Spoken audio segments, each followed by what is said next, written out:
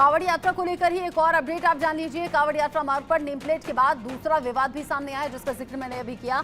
हरिद्वार से एक खबर है, जहां पर कांवड़ रूट पर मस्जिद और मजार जो रास्ते में पड़ते थे, सिर्फ एक ही मस्जिद और एक ही मजार है इस रूट पर, जिन्हें तिरपाल से ढक दिया गया। ये जो तस्वीर आप देख रहे हैं, सफेद रंग का तिरपाल जिससे मस्जिद और मजार को ढक दिया गया। सामने ये पर्दे लगा दिए गए।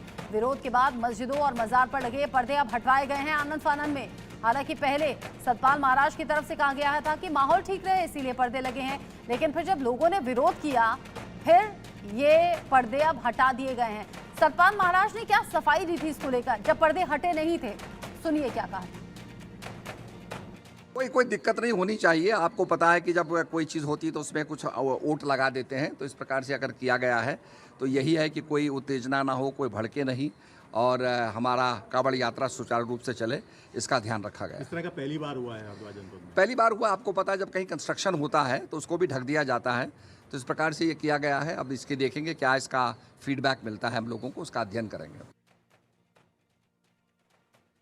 धर्मेंद्र चौधरी इस खबर को लेकर ज्यादा अपडेट के साथ जुड़ गए हैं इंडिया न्यूज संवाददाता धर्मेंद्र। पहले नेम प्लेट का विवाद जो लोगों के बीच पहुंचा, सुप्रीम कोर्ट ने अंतरिम रोक भी लगा थी, बावजूद इसके ये फैसला अभी भी कायम यूपी में है, क्योंकि यूपी सरकार फैसला अभी सुप्रीम कोर्ट से अंतरिम चूंकि फैसला आया है, फैसले का इंतजार कर रही है और अपना पक्ष भी रख दिया है। अब ये विवाद थमा नहीं था, मस्जिद और मजार को ढकने का दूसरा विवाद सामने आ गया। किसके जरिए ढकी गई थी?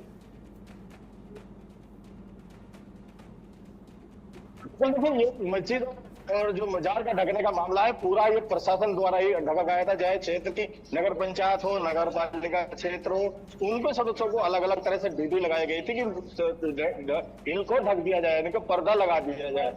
क्योंकि लगातार आप देख रहे हैं घटना बहुत बढ़ रही है, छोटी छोटी घटनाएं, चाहे बाइक को आग लगाने की हो, कांवड़ टच होता जाती है, तो छोटी छोटी बातों को लेकर उग्र हो रहे हैं कांवड़िया। उसी के चलते कहीं और ज्यादा ये सब चीजें ना बढ़ जाए, इन चीजों को ढकने के लिए कहा गया था। और मुजफ्फरनगर में जो लेटेस्ट अपडेट है वो एटीएस की तैनाती को लेकर है, क्योंकि एटीएस की तैनाती पहले इतनी बड़े तौर पर मुजफ्फरनगर में नहीं, कांवड़ यात्रा में कभी नहीं हुई थी। जिस तरह से पूरी बटालियन मुजफ्फरनगर के अंदर एटीएस की उतार दी गई है, कम से कम 50 पैरामिलिट्री कमांडो टाइप के जो ये एटीएस के कमांडो है, इनको लगाया गया था। और ये सभी कमांडो आधुनिक स्वचालित हथियारों से लैस है, किसी भी घटना से निपटने के लिए मिनटों में निपट सकते हैं। उनकी जो ड्रेस है, उनके जो इक्विपमेंट्स है, उनकी जो बख्तरबंद गाड़ी है, पूरी तरह से सुरक्षित है।